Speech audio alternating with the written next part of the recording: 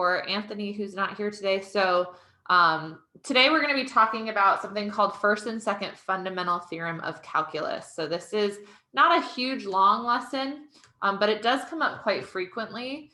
And so I want to make sure we talk through this. So these are the fundamental theorems of calculus. You're going to often hear me abbreviate these as FTC, and we have two of them. So there's first FTC and second FTC. First FTC is kind of like obvious if you're actually doing a problem, and we'll do some examples of both. And we actually have already talked about this when we were talking about definite integrals last week for the first time. Again, these are the fundamental theorems of calculus. So first FTC, the integral from a to b of f prime of x dx. I want to talk through this, and then I'm just going to write what the answer is here so you have it as your answer in your notebook. If I took the antiderivative of f prime, I would end up with f, right? And then I would evaluate that from a to b. And so what I would do is I would plug in the b first, so I'd get f of b, and then I'd subtract plugging in the a, minus f of a. That's essentially just the first fundamental theorem tells us like how to take regular antiderivatives when there are bounds. So the first thing you do is you take the antiderivative. So if we're starting with f prime, we get to f, right? And then you plug in the top bound first and you subtract plugging in the bottom bound. That's all first FTC is.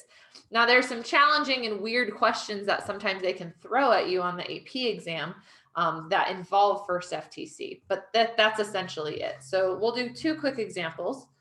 First one is the integral from 1 to 2 of x squared dx. So we know that we don't just plug in the 2 and the 1 into the x, right? We first have to actually take the antiderivative. So the first thing I do is take the antiderivative. I get x cubed over 3. Now you can include the plus c if you want, but because there are bounds, you know that plus c is going to cancel out. So you don't have to if you don't want to. Okay, for this case, I'm not going to, but I could, and then I could write the plus c's canceling out and no big deal.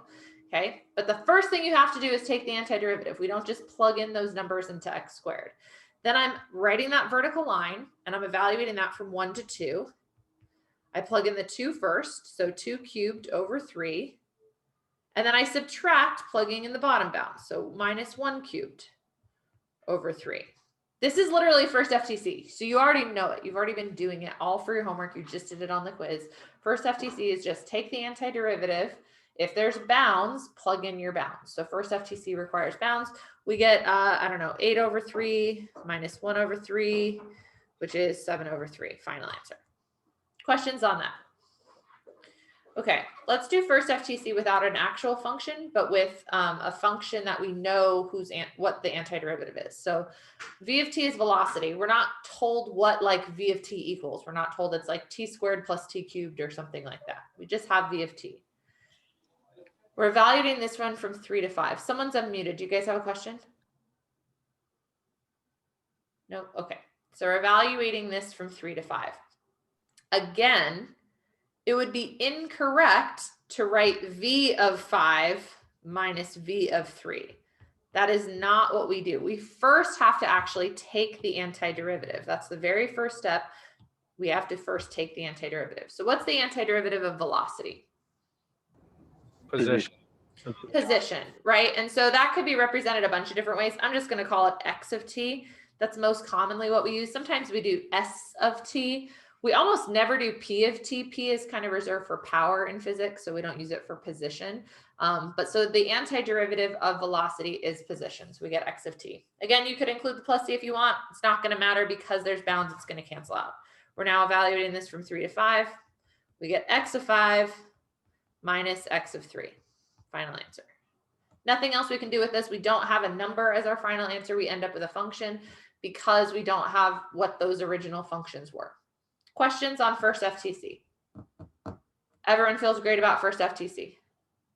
Excellent. Second FTC is harder. Again, we're going to kind of have to breeze through this lesson. So it might be helpful to type this in YouTube and try to look up some videos later. You do have a homework assignment on this due Wednesday. I'll always be available for questions if you have any. I put a lot of stars next to it because it's a little harder to understand. So second FTC says, if I take the derivative with respect to x of an integral where one of the bounds is x. So this integral goes from 2 to a function of x. So we're just going to use x first. And then you'll notice we have a different variable on the inside. So for second FTC, you're never going to see like the integrand portion. You're never going to see that portion I circled with respect to that same variable. So you have a different variable. So f of t dt. What this equals, since I'm taking the derivative of an integral, what we end up getting, and this is not obvious, is just f of x, meaning this function with this plugged into the variable.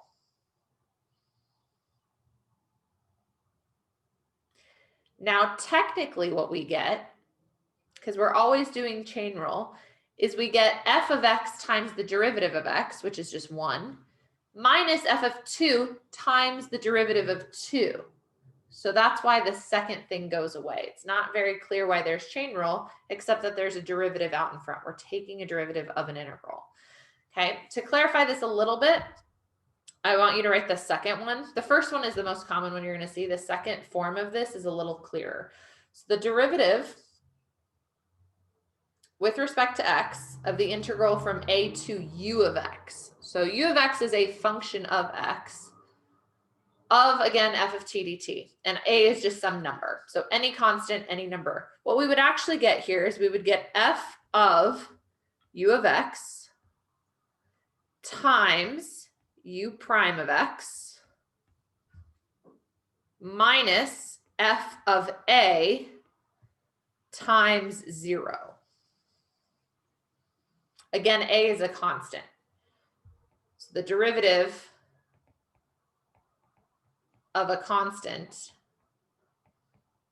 is 0.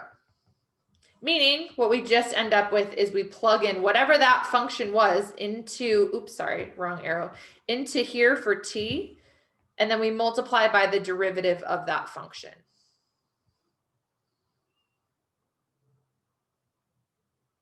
Okay, we're going to go on to the next one. Did you guys get that? I'll give you guys another second.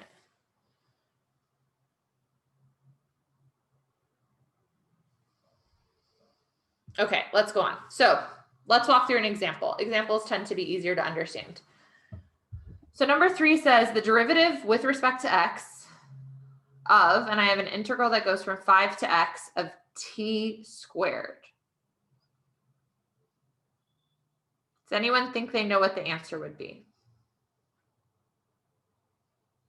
Just a guess, if you had to guess based on what we've written so far. X squared. X squared. Perfect. That's it. It's just x squared. I want to walk through and prove this one to you. So you can't prove them all. You can't actually take the antiderivative of all of them. But if we did this, we would do the antiderivative first. So I'm just going to pretend we don't have the d over dx yet, right? We would get t cubed over 3. We'd evaluate that from 5 to x, which would give us x cubed over 3 minus 5 cubed over 3. That's just this portion right here. Now, if I take the derivative of that, so if I took the derivative of that whole thing, x cubed over 3 minus 5 cubed over 3, well, the derivative of x cubed is 3x squared. Our 3's would cancel out. We would just get x squared. And then the derivative of a number, 5 cubed over 3, whatever number that is, goes away. So we just get x squared. Most often, for second FTC, you will not be able to actually take the derivative or the integral. You will only understand the idea of plugging in that value. Okay. So this next one, we have 2 ways that we could go about this. Again, I could flip over my integral and put a negative out in front, or I could plug the 3 in first. What we're essentially going to do is we're going to take this and plug it in here and multiply by the derivative. And then take this and plug it in here and multiply by the derivative. And again, this is different than first FTC because second FTC means we're taking a derivative of an integral. Okay, we're taking a derivative of an integral. What you end up getting here is you get 3 squared times 0 times the derivative of 3 minus, I'm going to plug this whole thing in for my t. So 5x squared times the derivative of the inside function, chain rule. So times 10x. So final answer here is negative 10x times 5x squared squared. And you could simplify that further if you wanted to.